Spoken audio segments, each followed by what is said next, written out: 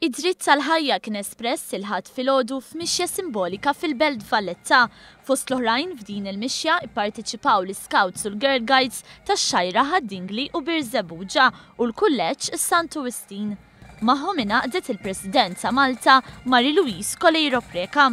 Il-mixja li bdiet minn triq ir-Repubblika l-Belt waslet sal-Konkatedral ta' San Ġwan fejn saret qudiesa bil-parteċipazzjoni ta' koppji li se jkollhom tarbija. Il-moħħ wara din l-attività kien il-Moviment Malti dwar it-tarbija li se titwieled li għandu lan li jippromovi drittijiet tat-tarbija sa mill-ġuf. Moviment li joħloq iktar għarfien dwar ir-responsabilità tal-ġenituri biex dawn jipproteġu t-tarbija minn kull ħsara sa mill-mument ta' tnissil. Waqt din l-attività kienu diskussi wkoll ir-riski ambjentali u t-tibdil fil-klima li wkoll ikollhom impatt fuq il-ġuf tal-om.